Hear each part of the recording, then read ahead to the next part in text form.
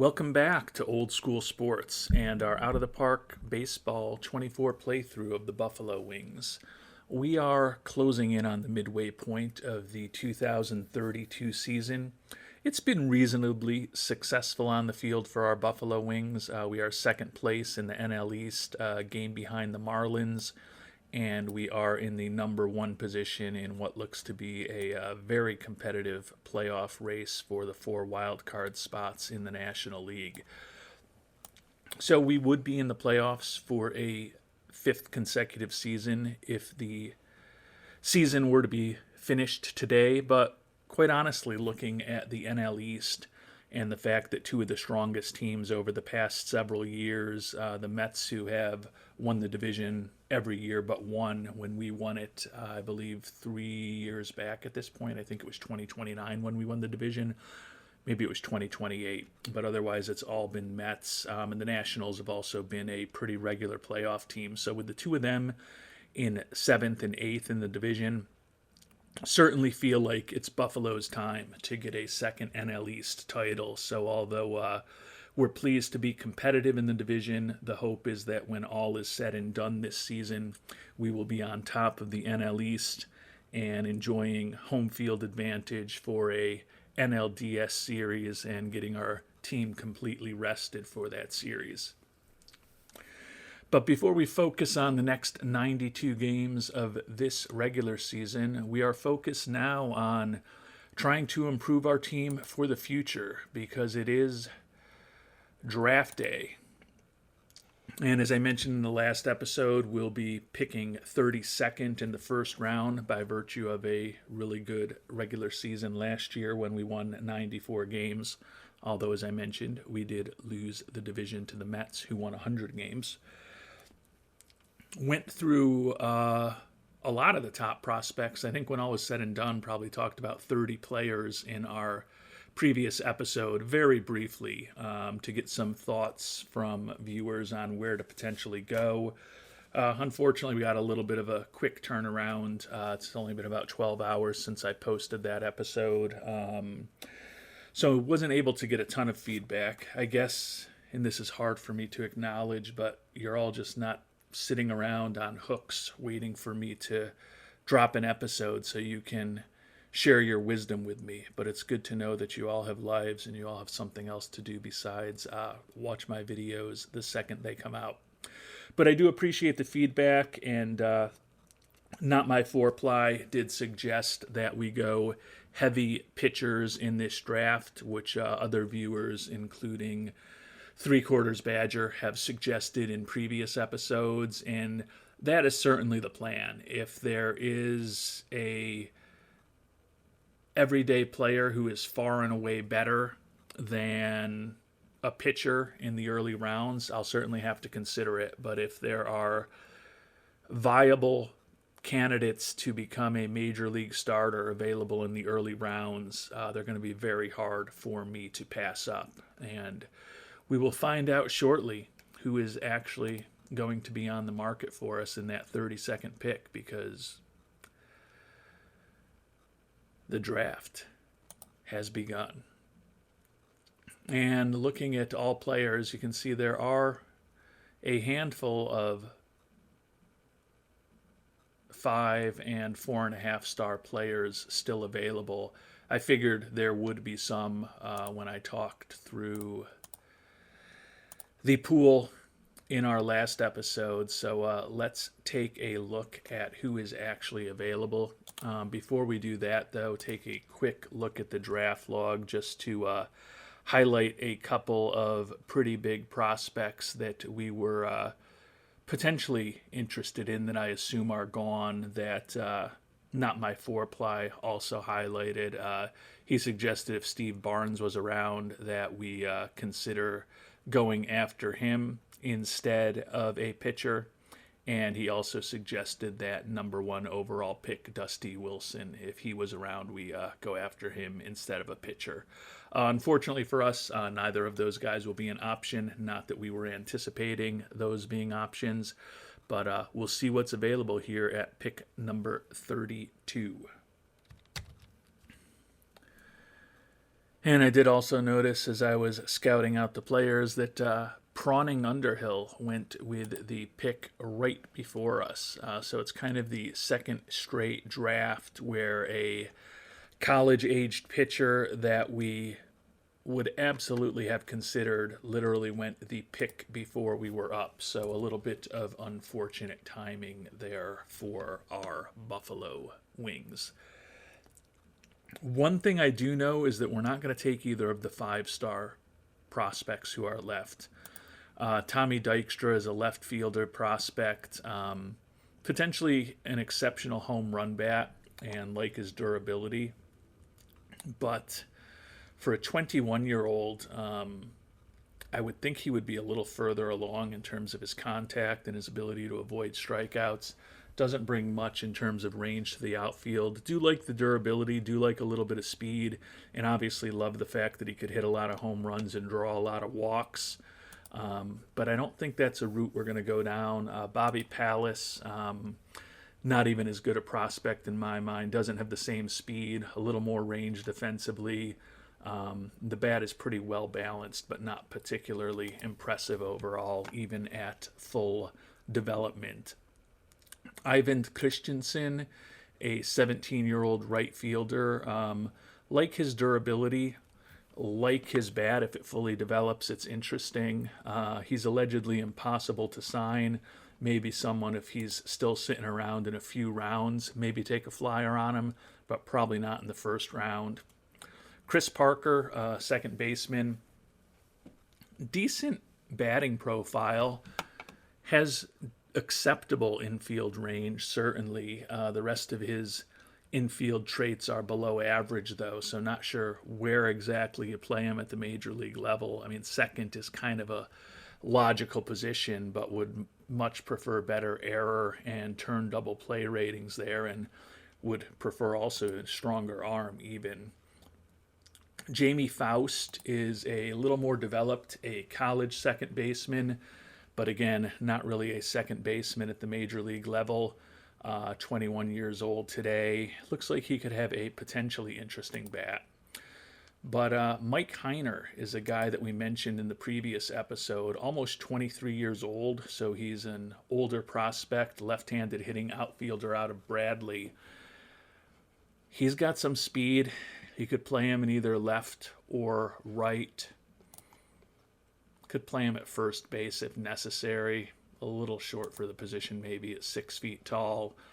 But he's basically got a bat that's just about major league ready. And we could be in a position where we could be moving on from 3 left-handed hitting first base / outfielders, Shohei Ohtani, Austin Wells, and Samuel Basallo this offseason. So there could definitely be a spot on the roster for him next year. Doesn't have as big upside as a couple of the guys that we've looked at, but he's also got an incredibly high ceiling. I mean, he's a useful major league bat if he doesn't develop any more.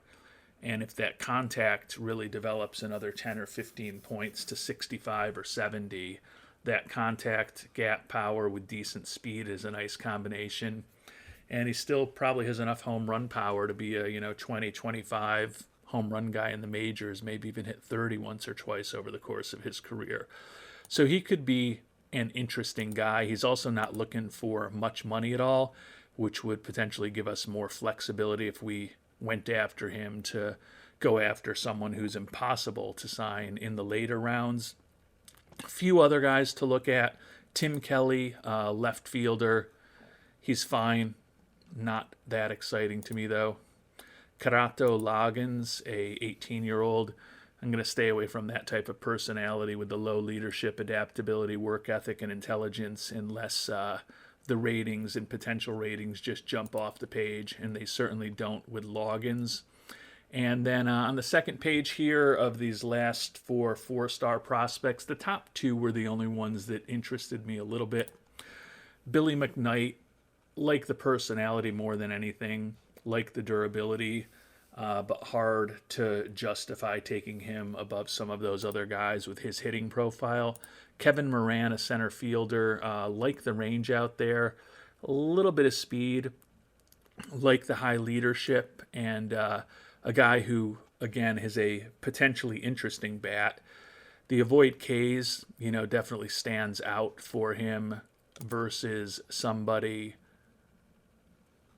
like Heiner, who at best is going to be average in that category, but pretty much everything otherwise that we think a guy like Kevin Moran could become, Heiner is kind of already there. So if I go with a position player, I think I am looking towards the relatively finished, low-priced product in Mike Heiner. I don't think he's a center fielder. As I said, I think he's a corner outfielder in the major leagues, but we could use a solid major league bat, and I think he could certainly be that. Is he a perennial all-star? No. Is he a guy who probably makes an all-star team or two over the course of a 12 to 15 year major league career if everything works out to his maximum potential? Yeah, probably. So there are certainly worse guys than you can go with it towards the end of the first round than a high ceiling or a high floor, decent ceiling prospect like Heiner. But before we focus on a decision like that, we've got to see who's available as far as the pitchers. And there are some pitchers available, but there's no one that I am overwhelmingly excited about, unfortunately. We do have a 5-star guy left. Unfortunately, he's a reliever, Dave Van Gelder.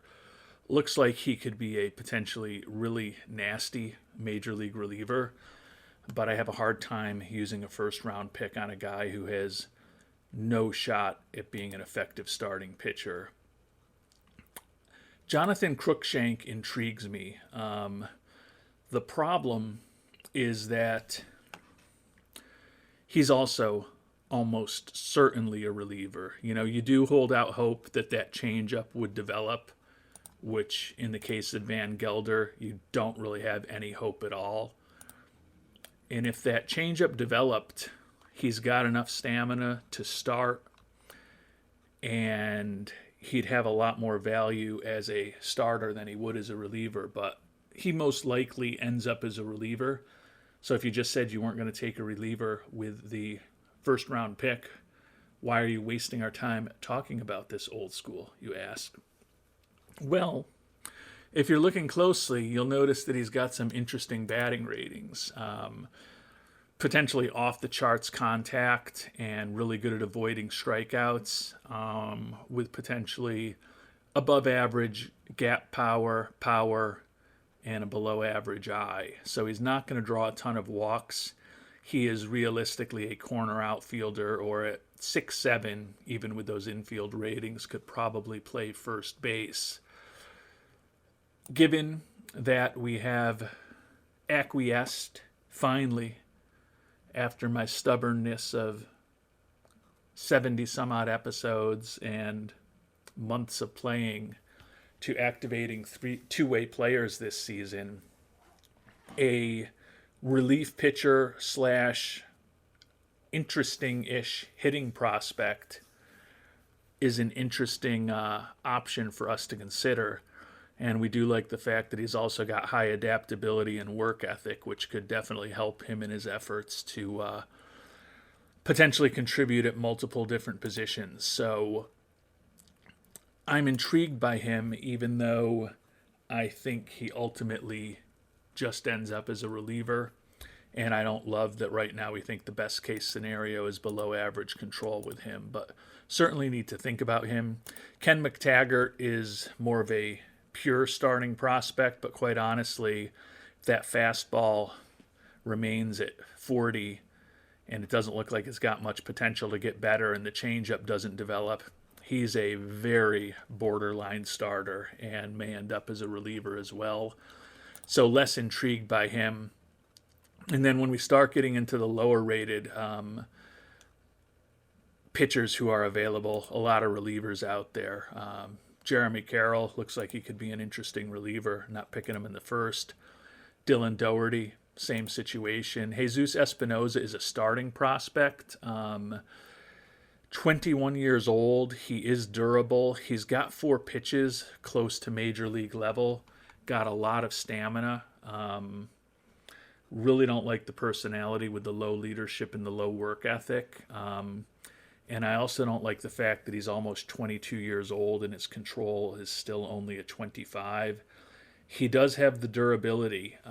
If we were going to go for a starting pitcher right now, he's probably the best option because Santiago Luera, another reliever. Barbecue, I love that name. Barbecue Minton, another reliever, and somewhat less impressive than some of the others that we've seen, except for his name. Nate Roders, reliever. Juan Sandoval, reliever. Dylan Scott, maybe a borderline starter. Another guy, though, who could very easily end up as a 2-pitch pitcher in terms of pitchers that are effective enough for the major leagues. Do like the high work ethic. He's a guy who, if he was around in the second round, maybe take a flyer on him, particularly because we're going to have money over slot with either player that we're thinking about signing. And then the last is Alex Snyder. If the changeup doesn't develop there, he's a reliever. And then a prospect who's further along, Bobby Cunningham, almost 23 years old, coming out of Lincoln Memorial University. He, quite honestly, with that 45 changeup as his third pitch, looks like a borderline starter also. Could we take a flyer on a guy like him in the second or third round if he's around? Definitely. Do I like a guy who I think has below average major league stuff and is a borderline fifth starter in the first round? No, I don't. So to me, it's a reliever slash outfielder in terms of Jonathan Cruikshanks.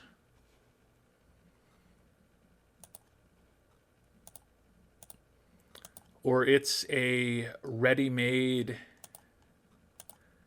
corner outfielder for next season in Mike Heiner, who would be very cost effective for the 2033, 2034, and 2035 seasons at the major league minimum, and then even his first year or two after that probably isn't making a ton. I am definitely torn on this decision. This is the type of decision when I wish there was a way for me to be playing live from time to time and getting feedback from anyone who happened to be charitable enough to be viewing me at the time. Heiner, as I said, gives us an inexpensive corner outfielder for the next few years.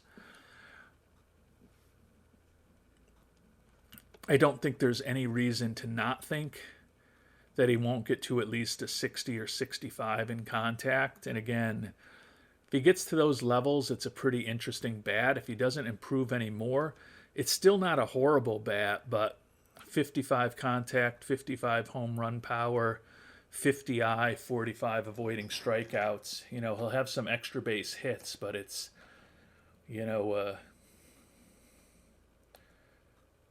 260 to 280 hitter most years with a 330 to 350 on base percentage, 35 doubles, 8 triples, 20 some odd homers. I mean, it's a useful bat. I shouldn't be diminishing it, but definitely not incredible upside. As I said, best case scenario, I think, for his career is a guy who makes a couple all-star teams, which does have some value. In looking at his ratings, where he is today at almost 23 years old, I think you can almost certainly pencil him in for those 1 or 2 all-star teams if he stays healthy. So he is probably the logical path to take. Crookshank, not even 18 years old, has a lot of developing to do, but contact off the charts, potentially, with plus gap power and plus home run power, potentially, and the ability to, at the very least, be a bullpen arm while being a corner outfielder. In a perfect scenario, becomes a decent major league starter, is a little more intriguing to me, particularly with the high adaptability and work ethic. What do you think the odds are that the scouting director solves the dilemma for me, or attempts to solve the dilemma for me, and says that either Crookshank or Heiner is the guy that we should go with? I haven't looked at this, so I'm not just trying to prove my wisdom or prove my foolishness with the way that I answer this, but with him having 5-star ratings on a couple of outfielders, I tend to think he's not going to point us in either of these directions. And if he does point us in these directions, I think he's going to say Heiner just because he's more developed. No, he goes completely different. Not one of the 5-star guys, not Crookshank, not Mike Heiner. He says we should go with the second baseman, Jamie Faust. So, show you what I know again. And he's not a bad prospect.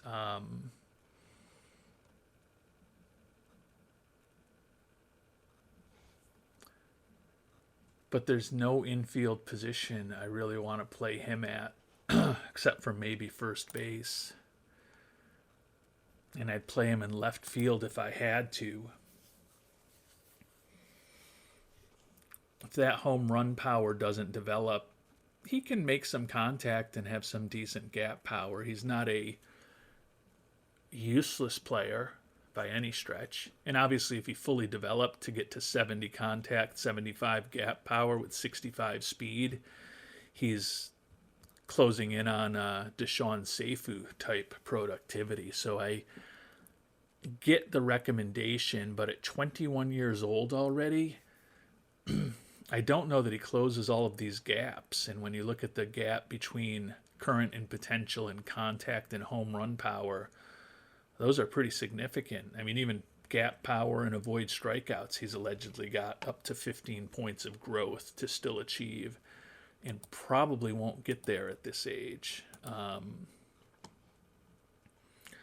So I think I am still back to Crookshank or Mike Heiner. And as much as I want to bring a pitcher on board,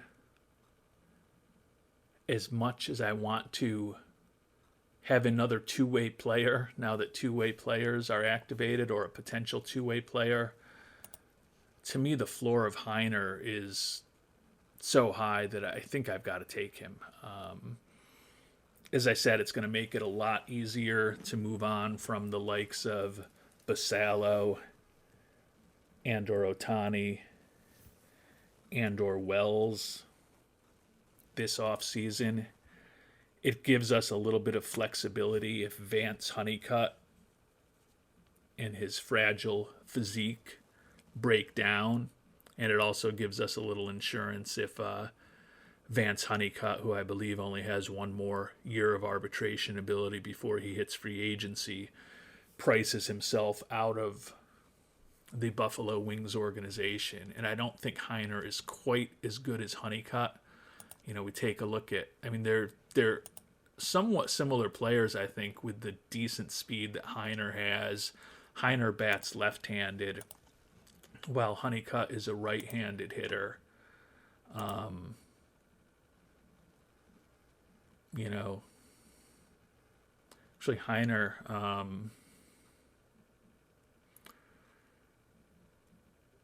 likely is better contact and gap power, not quite as good in home run power, and avoid strikeouts. The speed, the stealing, the base running are broadly similar I don't think ultimately that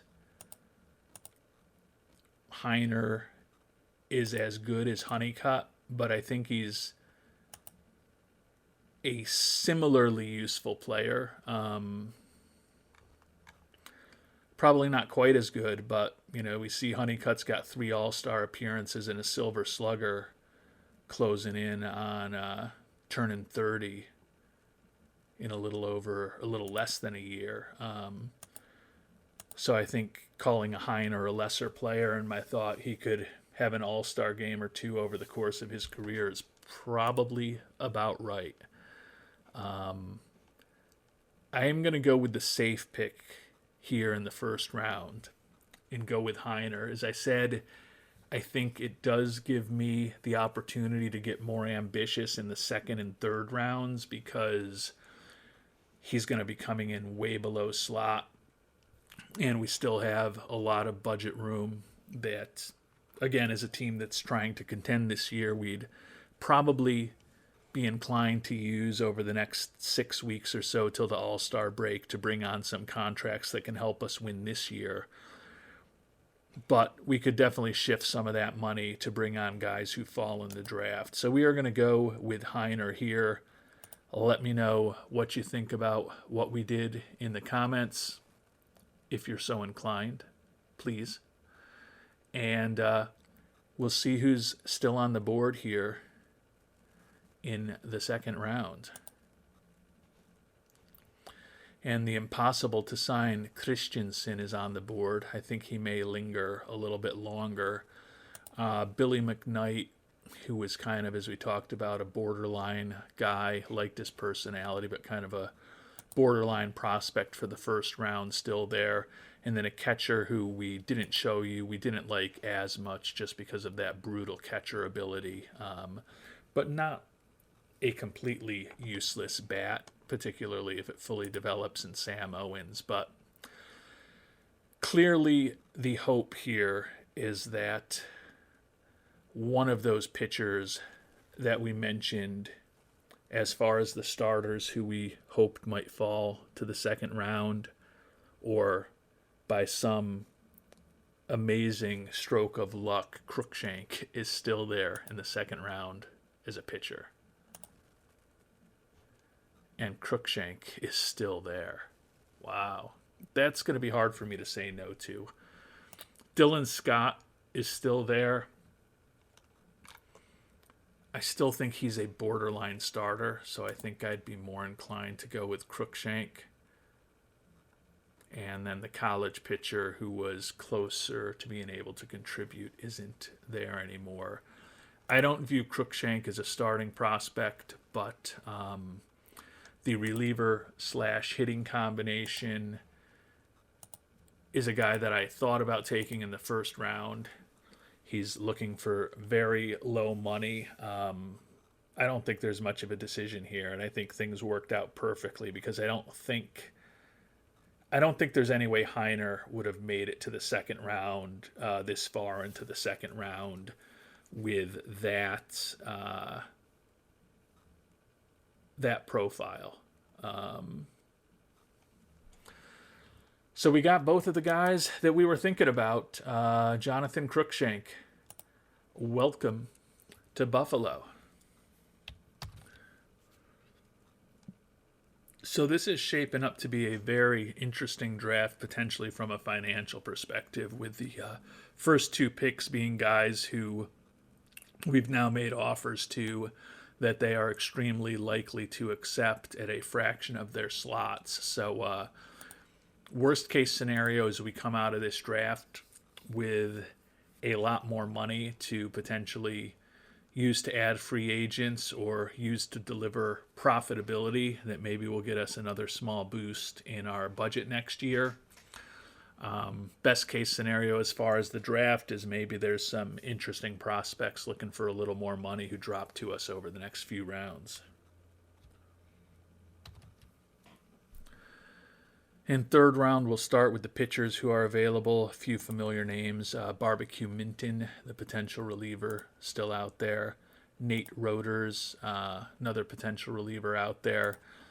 And then Dylan Scott, the 18-year-old, who again, he is a very, very, very, very, very, very borderline starting pitching prospect. Fastball should be fine. Should be better than fine. Sinker hopefully gets to be a little better than major league average. But we're already saying we don't think the slider's going to be a useful major league pitch.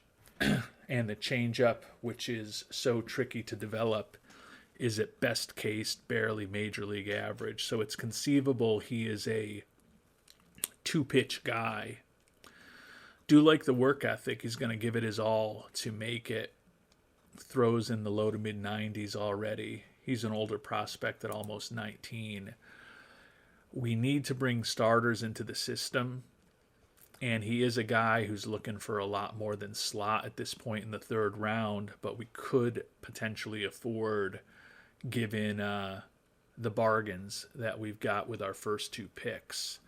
So I think if pitchers were the only ones allowed, or the only ones left at this point, or the only ones that I was allowed to draft, given the need of pitchers, I would take Dylan Scott here just to throw a dart. And I have looked at these other starting pitching prospects. I guess I can show them to you now, because the hope is maybe in the fourth or fifth round one of them is available.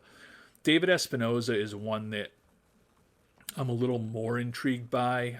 He's an older left-hander. He's faced poor competition. But as we saw with some of the Canadian prospects we picked last year who had faced poor competition and performed pretty well in rookie ball for us, we've got a pretty good scout, and if he says, hey, a guy can be this, maybe I should be a little less concerned about the poor competition that they've faced in the past. So a potential four-pitch guy, potentially decent pitching ratings, potentially the stamina to be a starter with really good hold runner ratings. I'm almost talking myself into Espinoza over Scott here. Eric Haugen, if the changeup doesn't develop, he's a reliever. Don't love the personality. He's an easy pass. Alexis Mendoza is a guy who, if he fell another round, I think I could be intrigued by. But he's another guy who looks like a 2 to 4 pitch guy, depending on how he develops. And then Jamari Palit, kind of a 3-pitch guy. Control worries me a little bit. So to me, if we go a pitch, some of these guys, a Mendoza, a Palit, would definitely be intrigued by them in the fourth or fifth round. I feel like it's a little bit early for them right now. So to me, it's Espinoza or Scott if we go with a pitcher. But I don't love either of them, which is why we're going to at least look at some of the better everyday player prospects. We've already recently talked about Christensen, McKnight, and Owens. Christensen, I think, could fall another round or two with that impossible signability. May try to repeat what we did a year ago when we took an impossible to sign player in the 6th round, and we ended up signing him for a few $1 million less than the number that he said he needed more than as the signing deadline approached. So I don't think we take a flyer on him in the 3rd round. And the most interesting hitting prospect to me is probably Eric Buckett. Pretty good range in the outfield. Good personality. A little bit of speed. Batting profile that suggests if he fully develops, he's a probably slightly above average offensive player. Good durability. But he's not exciting enough to me that we move on from the pitchers that we really need to move and bring into our organization. So now the question is Dylan Scott, Like the work ethic. Really question whether he's ever going to be a three-pitch guy. Or David Espinoza,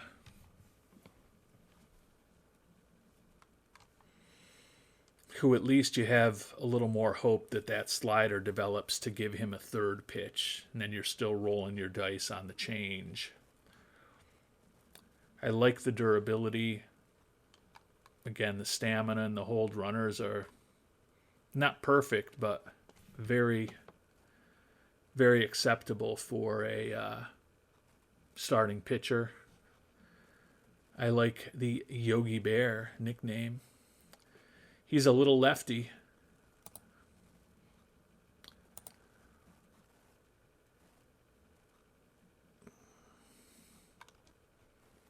With the money that Scott is looking for, $5.5 million, versus the money Espinoza is looking for $1.6 million, I can tell myself that there's a chance we get another shot at Scott in the fourth round. I don't think Espinoza will be around then. I don't think either of these guys is an incredible pitching prospect, but we are going to go with Espinoza, draft him, and let's move right forward and see if maybe Scott falls to us in the fourth. And Scott is still available. And Alexis Mendoza is also available. Mendoza, 3-pitch guy, most likely. Stuff is marginal, but potentially interesting movement and control. I had meant in the previous round, since I'm just doing this live and in real time, I had meant to look and at least see who our scout suggested last round. I'll do that right now for the fourth here while I'm thinking about it. And he recommends Alpha Boxy Etta, guy who's not looking for much money. Yeah. Doesn't walk and he doesn't hit any home runs. Not all that intrigued by Alpha Etta. I think I'm going back pitcher again. And I think I'm going to roll the dice that a Dylan Scott or an Elvind Christensen, or is that Ivan Christensen? Ivan Christensen makes it to the potential fifth round for us to think about, given the amount of money they're looking for. We're going to roll the dice on another starting pitcher here, Alexis Mendoza in the fourth. Draft him. And who's going to be around in the fifth? Dylan Scott gone. How close did we get to getting Dylan Scott?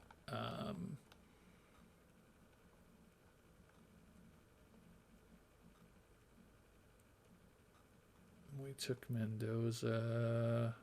He only made it into the early stages of the fifth round. It's fine. If he fully developed, he could be real interesting, but it is conceivable that he's a two-pitch guy, which is kind of why I ended up going with the other guys instead of him in the third and fourth rounds. I like the work ethic, but I think we made the right choice. I'm guessing Christensen still has to be around. Actually, he's not. All right, well, it's going to be a very economical draft for the Buffalo Wings this year. Even though Espinoza and Mendoza are a bit above slot, we've certainly got the money to bring them on board with the money we saved on our first two picks. So, interesting draft with a plug-and-play corner outfielder, a potential two-way reliever / corner outfielder who we hold out some tiny amount of hope becomes a starter, and then two starting prospects in the third and fourth rounds with Espinoza and Mendoza. I think we've done a decent job trying to fill some of our needs in these early rounds of the draft, but if you've got thoughts one way or the other on that and what we've done or what we should have done, always enjoy hearing them. even when they make me cry sometimes.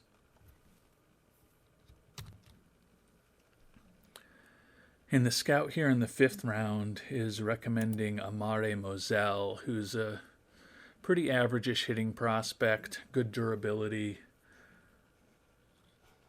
Not really the profile you want for a first base slash DH as far as the bat, though. I don't love any of the pitchers that are available as far as starters. There's still a few relievers, but don't love them either. I think I'm back to Eric Bucket, the guy that I talked about a couple rounds ago.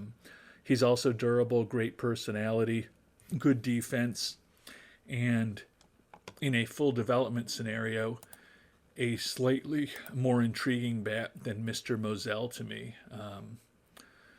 55, 50, 50, 55, 60. That's pretty easy to remember. So Bucket the same, better, not as good, the same. But with that potential defense, the good personality traits, a little bit of speed, the durability, I think I prefer Mr. Bucket. And he's also another really cheap guy. So we will go with Eric Bucket here in the 5th round. We'll give him the 75 grand offer that he is looking for. And it's going to be a very economical 2032 draft for our Buffalo Wings.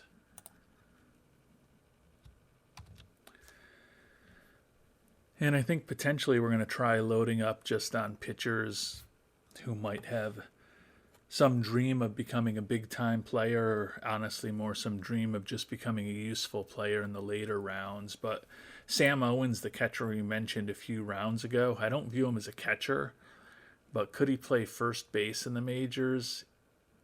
Potentially. And if he's got 65 contacts, 65 home run power, plus avoid strikeouts, he's a useful-ish bat. So he's not looking for a ton of money, just looking for slot here in the 6th round, which I think is basically nothing. So we're going to go ahead and draft Sam Owens. And yeah, he doesn't even show up on the list since he was just looking for a slot. So there's another player or two that we liked on that page. I don't know whether they'll still be around in the 7th.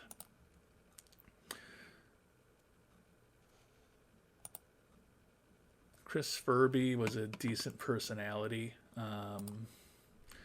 Jim Contreras. I think in a perfect world, it's time to just start looking for volume in pitchers here.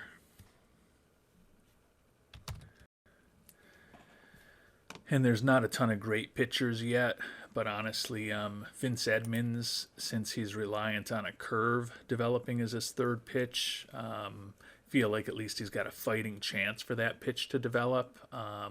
He's durable, which is nice. Question his movement and control, whether they'll be good enough, but for a 7th round pick, could certainly do worse than him. There's a couple other pitchers who, if they're around here in the 8th and 9th, I'll grab, and then I will spare you the gory details of the rest of this draft. Among these 2.5-star prospects, there was Ben Wolf, a decent personality, reliant on a changeup developing to become a starter. Jesus Sevilla, the exact same thing, personality not quite as good. And then Yang Ju Kim, similar situation, only we don't really think his changeup will be good enough. So I think Ben Wolf is the guy to go with. Changeup probably doesn't develop in best case scenario. He looks like a back of the bullpen type of reliever, but we're just going to bring guys, pitchers particularly, into our farm system this year and give ourselves, hopefully 6 or 7 shots in the last 10 rounds of the draft. And if one of those 6 or 7 shots in the late rounds happens to hit or happens to be better than our scout believed, that could be a big win for us. So the draft is over. We did try to write some lottery tickets on some guys in the late rounds. I don't think any of them will ever develop into useful major league pitchers, but if you see down the line 6 or 7 years from now someone in the late rounds of the 2032 draft on our roster, you'll know that this draft worked out well. But I think it worked out pretty well anyways. I like Heiner as a guy to help us next year. Crookshanks, potential two-way player, likely a reliever. Espinoza and Mendoza, maybe one of them develops into a useful major league starter. And then Bucket for a fifth-round pick is a guy who looks like he could be a pretty useful fourth outfielder at the maybe at the maximum, maybe at the minimum. Kind of depends how you think about things. I think he's got a pretty good chance of maximizing his development, like the durability, like the range in the outfield. The bat's the question. If he reaches his full potential, particularly if the range gets a little better, he's maybe a starting center fielder. If he doesn't quite reach his full potential with the bat and his outfield range doesn't improve, I think he's still a pretty useful fourth outfielder potentially. So we will see what happens with these players over the next decade or so of game time. And with the draft out of the way, and with the amount of time we took on the draft, if you are still watching at this point, I do sincerely appreciate you spending part of your day with us. But we'll at least try to get a little bit of baseball action in and see what happens over at least the rest of the month of June. Hopefully we can play a little better over these next 10 games than we have played over the last 10, and at least catch up to and possibly get by Miami in the standings by the end of the month. And we made it to July 1st. Things going pretty well. Bucket and Crookshanks just signed over the last couple of days. The last two of our top 5 picks to play. You can see we got Mendoza, Espinoza, and Heiner in relatively quickly also. So July 1st, and all of our draft picks are signed and in the organization and ready to begin or already have begun their careers. We have been playing better as of late, 7-3 over our last 10. So we've got a 2-game lead on the Pirates, 3 on the Marlins, and 4 on the Expos. 44-35, 557 winning percentage. Certainly not jumping off the page, but we are a first-place team, and if the season was over today, we'd have a first-round bye in the playoffs, and that is really what we are going for. 79 games into the year, so we're just a couple games away from the midpoint of the season now.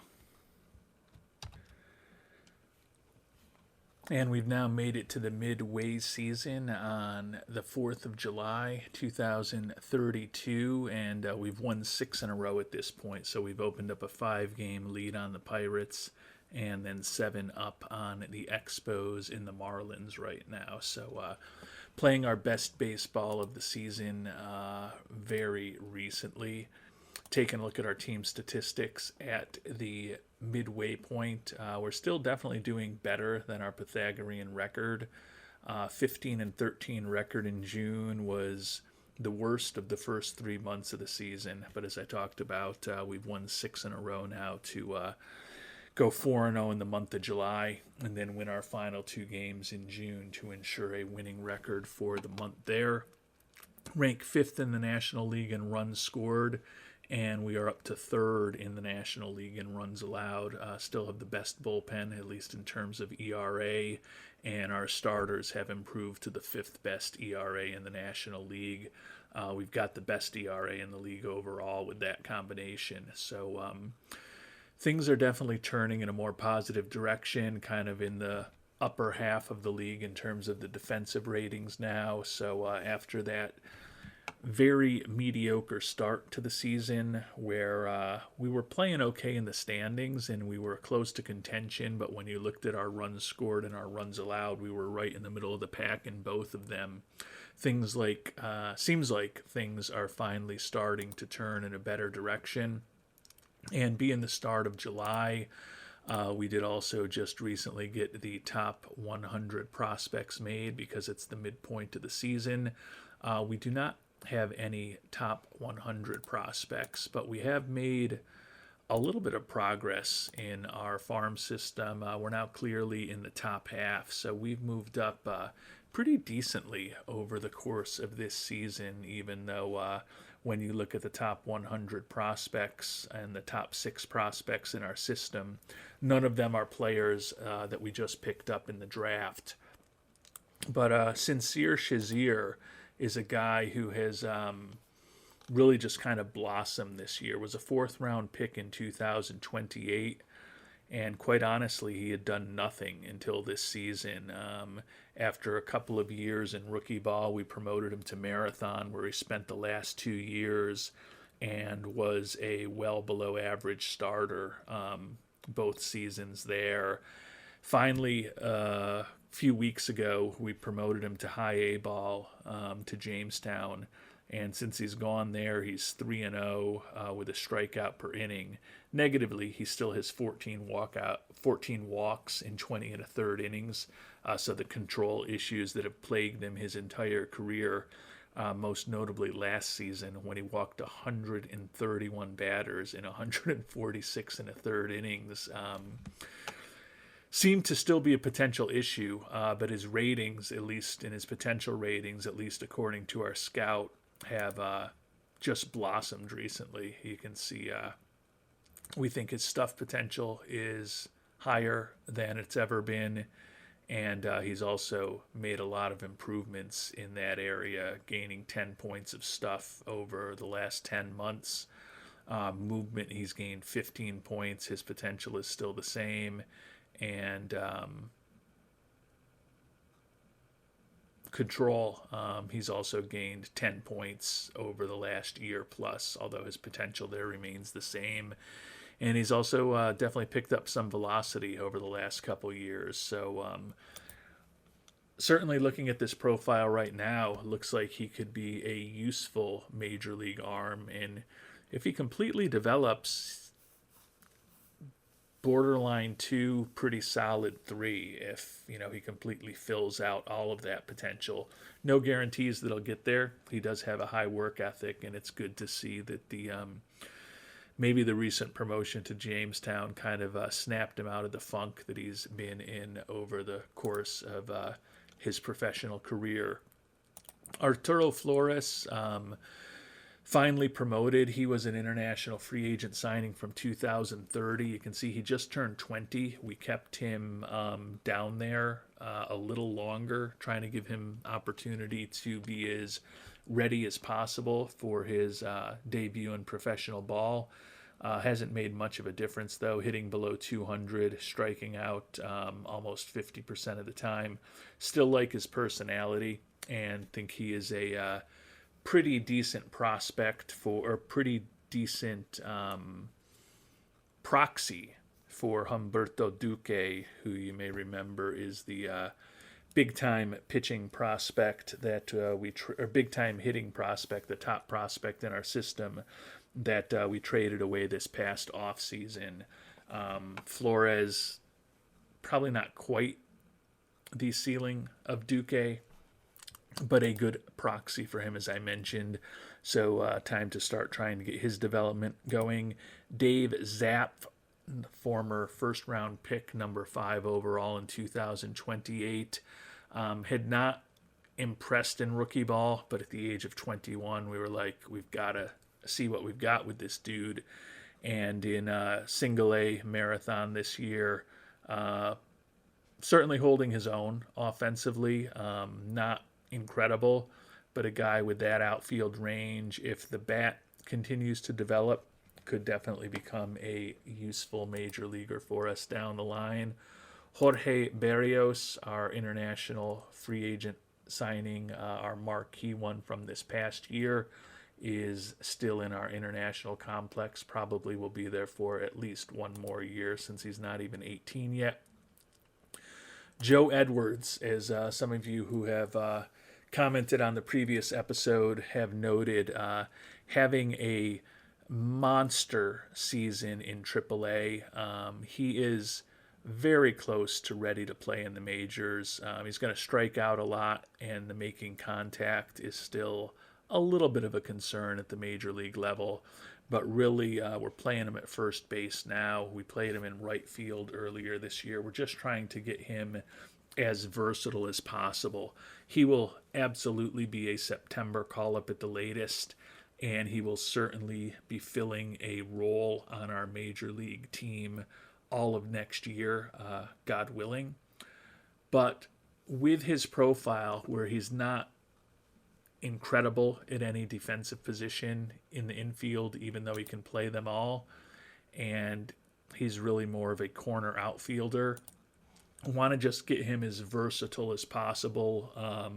So wherever we happen to have a hole next season in the lineup, we can potentially use him. If we were managing every day, probably would try to use him as kind of a super utility guy and get him 5 starts a week at 4 or 5 different positions filling in for people. But I'm probably not going to go through that much effort to do it, so probably just want to find one spot in the lineup for him next year. It's just a matter of having him as adaptable and as versatile as possible. So there's a lot of different spots where we could potentially use him. But as I mentioned, 31 homers in 263 at-bats, 57 walks in 77 games, hitting close to 300, OPS off the charts, 183 WRC plus, a 4 WAR, about halfway through the International League season. He's another guy, and being a right-handed hitter, that's been a little bit of a hole in our roster this year. So going to be particularly interested in having him up next year. And if we do have some injuries this season, certainly think he's ready to go. But since we don't need him immediately right now with a big lead in the division, or I guess a decent lead in the division that's become materially larger over the past week, going to keep him down for a while, try to get him as versatile as possible, but clearly not a lot left for Mr. Edwards to prove in AAA. So the former second-round draft pick from 2027, like many of my picks in this playthrough, has taken a while to develop, but finally seems like he is moving in a really productive direction. Last but not least, Isidro Ochoa, who we picked up in the trade when we traded away our top pitching prospect, Ali Ostendorf, a few years ago. Closing in on his 23rd birthday. Started this year in AA Utica, where he was really good. 6-3 record, a strikeout per inning, 284 ERA, 161 ERA plus, 86 FIP minus. We promoted him to Albany a few weeks ago, where he is 2-1 with a 482 ERA. He is probably going to be ready to help us relatively soon. Clearly would hope that that changeup develops to give him a 4th major league pitch. Seems unlikely-ish at this point, closing in on 23 years old, that will actually happen. But if he gets another 5 points of stuff by developing that fastball and the cutter a little more, if his control gets a little better with that potentially excellent movement, ground ball pitcher thrown in the mid to high 90s, shouldn't be giving up a ton of home runs at the major league level, although he's given up 4 in his first 4 games in AAA. And looks like he could be a pretty useful middle of the rotation pitcher. Think he could be a great 4, a decent 3, and if he develops fully, he could be a respectable 2 for us. So starting to make a little bit of progress developing some of the limited number of young pitchers we've drafted or traded for in recent years. Normally I wait till the end of the season to do this, but because we were talking about Ochoa and Ali Ostendorf, who we traded away for him, let's see how good old Ali is doing in the minors this year. And it looks like he's made it up to AAA, so good for Ali. Number 71 prospect in baseball. His control has always been his issue as he's been developing. It looks like he has gotten it to borderline major league average, which does mean he can probably have a useful career. We always loved his 4 to 5 pitch arsenal. It doesn't look like the knuckle curve is really developing, but a ground ball guy with good movement, throwing in the mid to high 90s. Not a entirely different profile from Ochoa, who we felt was a pretty good guy to get back return when we did ultimately decide to trade Ostendorf away. I guess they just finally decided to give him a shot this year. He had spent last year in high A ball. They promoted him in the Braves organization all the way up to AAA Gwinnett. 9-6 record, 4.58 ERA, slightly better than league average in terms of his ERA plus and his FIP minus. So a productive year by him so far. I do like the fact that he's got at least a 4-pitch arsenal compared to what we are likely going to be dealing with Ochoa with a 3-pitch arsenal. But seems like these two guys, in terms of their profiles, could ultimately have similar-ish major league careers. We'll have to see how it all goes down. But looking back at that trade, still seems like a really good deal for us. We got rid of Ostendorf for Ochoa, which, as I talked about, is realistically potentially a small downgrade. We also gave up Luca Reyes, who's been a pretty good power hitter the last couple years for the Braves. 35 homers last year, 20 this year. But he's still a below average offensive player this year, as the batting average is dipped to 221, and he's striking out about a quarter of the time. And Kerry Carpenter, a veteran left field who was kind of a throw-in. But we got John Featherston, who has been our center fielder basically since the day we brought him on board, really stabilized that position defensively, and until this season had been an above-average offensive player for us. So a couple years later, I still like the trade. Featherston, I think, is the best player in the deal, despite the fact that Luca Reyes has been hitting some home runs, and who ultimately ends up better between Ostendorf and Ochoa is definitely up for debate. I think you'd probably favor Ostendorf, but it's, a 55-45 type of ratio. Not quite exactly a coin flip, but it's there are a lot of scenarios where Ochoa ends up being a better major league pitcher than Ostendorf. So I don't hate where we were with that trade, and I don't hate with what's been happening with our prospects recently, and I'm looking forward to seeing what some of the new guys on the team can do. We'll check in on the first rounder, Mike Heiner, since he's going to be in the majors potentially in September. We did let him play 3 games in rookie ball when he first signed up with us. Only had 2 hits, but they were both home runs, and he walked 3 times. So we quickly promoted him to high A ball, where he's more than ready for 2 games there, 3 for 7 with another 2 home runs. So he has 4 home runs and 6 runs batted in his first 5 games and first 18 minor league at-bats. Clearly, his ratings suggest he's borderline, or not even borderline. He's probably ready for the majors at this point. You look at his ratings relative to the South Atlantic League, and he's kind of Babe Ruth, potentially. And he certainly has shown that in his first couple of games.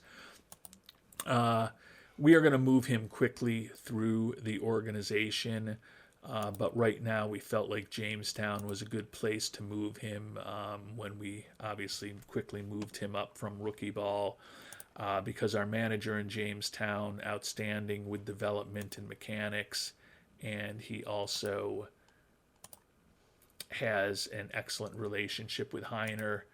And then similarly, when we look at the hitting coach there, Heiner has an excellent relationship with LJ Gagne. excellent at teaching hitting, good with development, excellent with mechanics. So hopefully he'll do decent with his development for however long he's there. Certainly not going to be an extended period of time, probably just a couple of weeks. Then we'll move him up to AAA but Double A, have him spend a couple weeks in Utica, kind of parading our top new prospect who's going to be in the majors in a few months through all of the local fans of the farm teams throughout the organization, so they can fall in love with his potential also.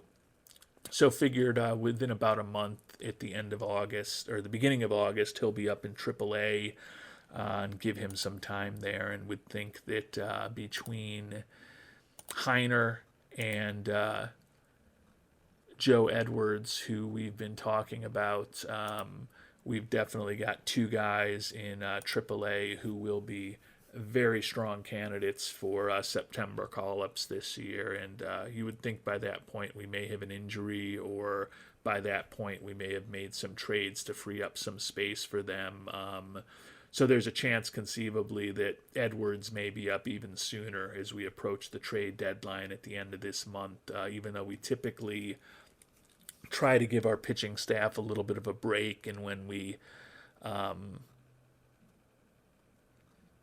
able to bring up the two additional players in September roster expansion to 28, we typically add one pitcher and one hitter to go 14 and 14 with each.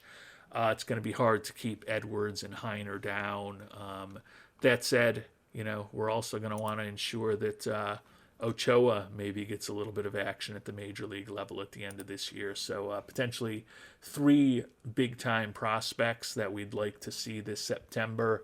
Obviously only going to have two spots that will open up organically if there's no trades and injuries. So perhaps that's going to be even more incentive for over the next close to 4 weeks till we get to the trade deadline, for us to do something to maybe break a little bit of the log jam that we have between first baseman and corner outfielders, to open up an opportunity for the likes of a Heiner, or probably more immediately a Joe Edwards, to make their major league debuts. And we'll take a quick look at the financials page here. We got plenty of money to take on some salary over the next 3.5 to 4 weeks as we close in on the trade deadline. A little disappointing that with great fan loyalty and off-the-charts fan interest, our revenue per game is going to be a little less this year. We've only raised prices slightly, but apparently it's caused about 650 fewer fans a game in Buffalo to come through the turnstiles, which is a little bit surprising for a team that's leading its division on its way to a 5th consecutive playoff appearance in its 7th year in the majors. But that is what it is, as they say. In our next episode, we'll get to the All-Star break, find out who the All-Star or All-Stars on the Buffalo Wings are going to be this year, and then we'll do a full deep dive on the performance of our team and try to think through a plan for what, if anything, we want to do as we approach the trade deadline, and then sim through the trade deadline. So in preparation for that, take a quick look at who's the top players available on the trading block. Obviously, we can go in directions other than these. Taking a look at pitchers, looks like a couple of relatively high-end closers. TJ Nichols, looks like he's not been a closer this year. He's actually been starting pretty regularly for Seattle. 3-5 record. He does have 4 saves when he hasn't been starting. Certainly an arm that could help. Certainly would be an upgrade to some of the more cuspy guys in our bullpen. Calvin Ziegler, another right-hander, pretty similar profile with 2 really good pitches. he is a guy who's also spent some time starting and some time closing for the Orioles this year. Those look like the top two pitching prospects or pitching guys on the trade block. They're certainly not prospects at this point.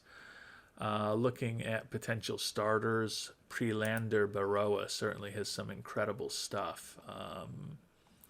4-6 with a 4.71 ERA. Going to give up some home runs with the low movement and the extreme fly ball tendencies, but he also throws in triple digits. Honestly, starting pitching is not a huge need for us. Wilkeman Gonzalez also out there, 7-5, 3.76 this year. Kyle Harrison out for another couple months. Don't really think starting pitching is going to be the thing that we need to fill. If there was a 4.5-star pitcher who's a starter who was available, that could be certainly someone who, particularly in the playoffs, could help us a bit. But right now we've got a good solid starting rotation. The only way to really improve it, because it's good solid major league starters and lots of depth with 6 or 7 or maybe 8 of them on our major league team, is if we could bring in a rock star starter. That would be something to consider.